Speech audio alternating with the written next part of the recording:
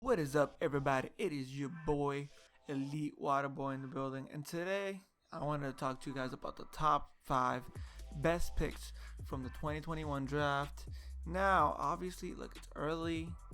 The players just got drafted. We don't know what might happen. These all might be, for all we know, busts. Or they all might turn out to be epic, or it might be probably what's gonna happen is I'll be right on some of these and probably wrong on some of these. But yeah, these are just 5 teams that I think did the best with what was available to them. I'm not gonna pick, like, for example, the Jaguars, because, like, obviously that was the obvious pick at number one, right? The obvious pick at number two, the obvious pick at number three. I think the highest pick here, and I don't want to say the exact pick. Actually, I'm not gonna say the exact pick because y'all gonna know who I'm talking about. But yeah, like, if it was an easy pick for you to make, if it was very obvious, I'm not gonna put you on here. These are like the top 5 best picks. I don't even know how to word this. These are just 5 great picks, 5 great selections. Trevor Lawrence to me wasn't a great selection because it was an obvious selection. You know what I'm saying? Like, yeah, like, you did the obvious thing. Congratulations. These, I guess you could say, are the top 5. Weren't so obvious, but kind of obvious.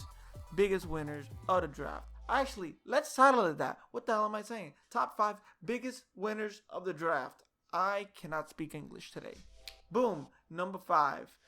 I got the Dolphins picking Jalen Phillips. Now, I am a Dolphins fan, but I actually had this pick number 4. I'm gonna put it back to number 5. I'm gonna bring it back one, just so y'all don't think that I let my fandom get to me. Okay? I'm not gonna do that. Okay? But in my opinion, in the opinions of a lot of people, Jalen Phillips probably is the best defensive player in this entire draft. Here's the thing, though. Miami has a stacked roster. Miami won 10 games last year. They're in a good position and with a good coach. And I think, like, they didn't have much to lose with this draft pick, right? So why don't you pick a guy like Jalen Phillips who, yes, he could literally have 2 concussions and is out of the league in 2 years. Yes, that could happen. And Miami's defense would be just fine if that would happen, right? But if this guy turns out, if the injuries don't, take out, if he manages to stay healthy and he manages to be what a lot of scouts think he could be, then, the Dolphins might have one of the best defenses in the last, like, 10 years. Like, that good, okay? And, I also recommend, if you watch to watch Brett Coleman's video on Jalen Phillips.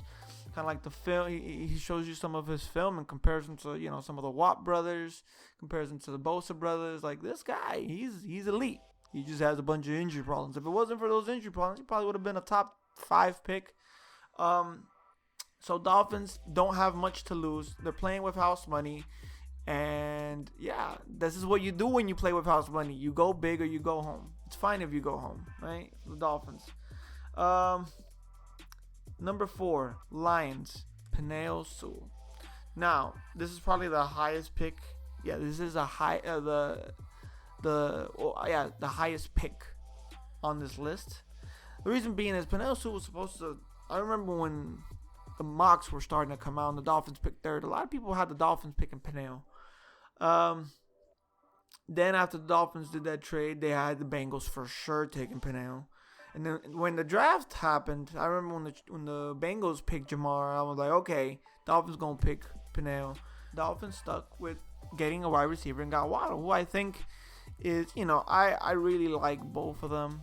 I think those two and Devonta Smith, either or, like, you would have gotten any of those 3 receivers in any order, and I wouldn't have been mad, even though I think Jamar Chase is better of those 3. I think Waddle's the 2nd. I think Smith is the 3rd. And in the order they went, that's how I had them. But the fact, like, Penei Sewell was supposed to go 5th, and when he was supposed to go 5th, and when he didn't, everybody thought, well, he'll probably go 6th, and he didn't, and Lions got really lucky, and they were able to draft him. And you look at the Lions draft room, and everybody's hugging each. So I think the Lions getting really lucky. I think the Lions got really lucky and were able to draft Penei Sewell, and I think that was the perfect pick for them. Number 3, I have the Chargers getting Rashawn Slater. And this pick is obvious because look, Rashawn Slater was supposed to go top 10. Everybody thought he was gonna go down, top 10.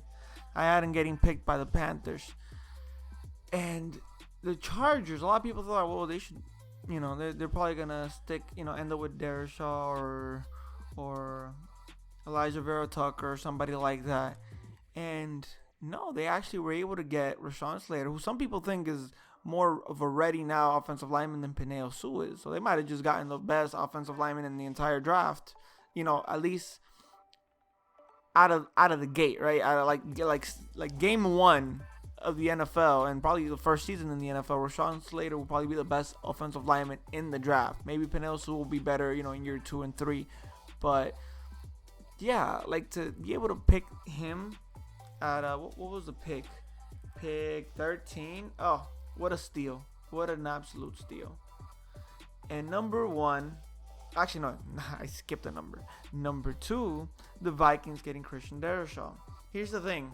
If you told me the Vikings would have stayed at 14, I would have had them taking Christian Darrisaw at number 14. What happened? Well, the Jets traded up and got Elijah Vera Tucker, which, okay, I'm happy that the Jets traded up and got help for their O-line, right? I'm happy for that. Are there people I like over Vera Tucker? There is. I mean, would I have just straight up gotten Darrisaw over Tucker, right? And Tucker's a guard. But I feel like, and I might be wrong, obviously when it comes to left and right tackles, if you're lefty or you're righty, that depends a lot on whether you're a left tackle or a right tackle. But from tackle to guard, to me, it's not a big deal. You can move a tackle into a guard and a guard and a tackle. I know it's different, other different positions, but my thing is like when you're good, when you're a good prospect, you can be shifted and molded slightly. It's not unheard of. So I like the move by the Jets because I at least know what they're focusing on, and they're like, yo, we really want to build up our O-line for Zach Wilson, and it's like, okay, you know what? I respect that. I respect the move. I wouldn't make it. I respect the hell out of it because I know where where they're heading to, and that's the right place, right? At least they're thinking about their O-line, not like the Bengals are. and yeah, so here's the thing. The Vikings traded all the way down to number 23 and they ended up getting Christian Darrisaw. They ended up getting the guy that they probably were going to get at 14, but they got him at 23. And I didn't see what draft picks they gave or what draft picks they got in the trade, but they got a bunch of draft picks as well. So they got the guy they wanted plus a few extra draft picks. Wow, that's good. That's a good haul for the Vikings. And yeah, really good trade and pick by the Vikings. Number 1, I have the Bears trading up and getting Justin Fields. Fields to me is probably the second best quarterback in this draft, in my opinion. The fact that he went all the way to 12 and was not chosen. I think there's going to be I wouldn't say there's 11 teams that are going to regret it. Or he was picked, 12? Yeah. I don't think there's going to be 11. Actually, no. He was picked 11. My bad. He was picked 11.